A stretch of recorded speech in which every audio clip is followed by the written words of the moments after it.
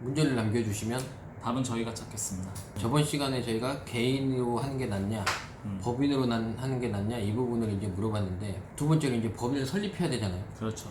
그러면서 좀 중요한 이슈들이 있을 것 같아서 그 부분을 좀 다뤄보고 싶은데. 일단은 대부분의 법인 설립 관련해서는 법무사가 업무 처리를 하고, 네, 그렇죠. 법인 등기라든지 이런 게 잘 마무리가 되면 이제 세무사 쪽에서는 사업자 등록증을 내준다. 원칙은 사장님이 하셔야 되는데, 홈택스에서 저희가 신청을 해드릴 수가 있어요. 그렇고. 알아두시면 좋은 게, 홈택스에서 법인 등록을 저희가 해드리기 위해서는 네. 대표자 개인의 수임도 저희가 해야 돼요. 왜냐면 아직 그 법인이라는 게 만들어지지 않은 상태에서 신청을 하려면 그렇겠네. 그 대표자가 우리의 관리 대상이라는 게 나와야지만 그게 가능하거든요. 가끔 아니 법인만 사업자 등록 내달라 그랬는데 왜 대표자 인증까지 해달라 그러냐 이런 분들이 있어서 그게 그렇게 연관되는 거거든요.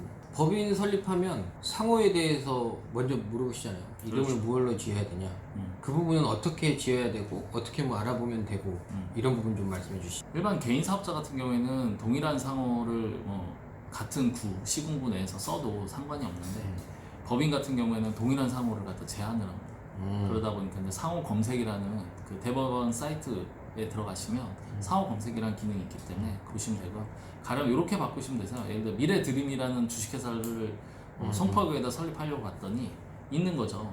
그럼 미래드림 뭐 컴퍼니 혹은 미래드림 LTD, 미래드림 무슨 자기 업종에 맞춰서 NCT 뭐 이런 식으로 하면은 또 들어갈 수가 있으니까 그런 식으로 검색하시면 됩니다. 그 다음에 이제 법인 설립할 때 만들어지는 서류들이 등기부등본, 뭐 인감증명서, 그리고 제일 중요한 게 정관 같아요. 정관. 네. 정관할 때 보통 표준 정관이라는 게 있죠. 일반적인 업종이라든지 회사의 특수한 사항을 반영한 내용은 아니고, 근데 이제 대표자를 위해서는 우선 이제 임원 퇴직금이라든지 사망 위로금이라든지 이런 규정을 미리 좀 넣어 놓으시면 네. 상당히 유용할 것 같고요. 일부 업종 같은 경우에는 정관에 특별한 내용이 반영이 되어야 되느냐 이제 세무사한테 여쭤보는데, 가령 예를 들어서 사회적 기업, 그다음 그렇죠. 뭐 특수 목적을 하는 어떤 비영리 법인이나 뭐 영농조합 법인 뭐 이런 것들이 있던데, 이런 것들은 대략 어떤 내용들이 좀 반영이 돼야 되는 거예요?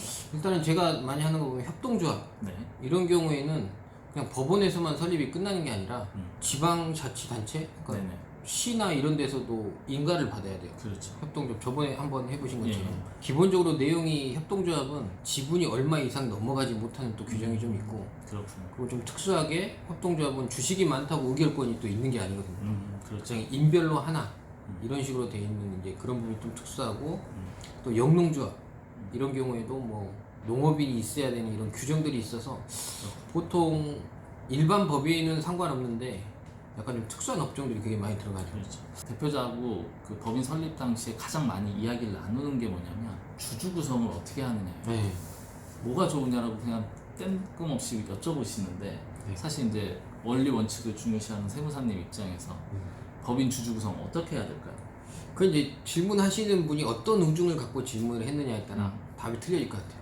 원리 원칙대로 간다. 그러면 실제로 이 법인의 이익을 나누고자 하는 사람들끼리 주주 구성을 해야죠. 그렇죠. 네. 예를 들어 우리 동업을 하면 저희 둘 다 뭐 5대5로 하겠다. 그러면 50대 50. 뭐 대표님이 6, 제가 4.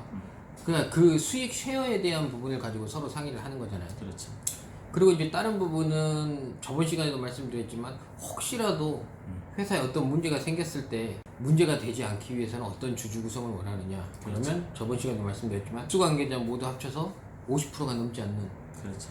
그런 안전한 주주 구성을 또 원하시는 게 있는데, 그런 경우에는 그 실제 이익을 나누는 것과 주주의 구성과 괴리감이 좀 있을 수가 있죠. 예를 들어서 실제 본인이 다 운영해서 100% 배당을 받을 수 있는 권한이 있는데 그런 걸 회피하기 위해서 50% 이하로 나누면 절반만 가져가는 거죠. 그렇죠. 그럼 나머지는 항상 골치 아프게 되죠.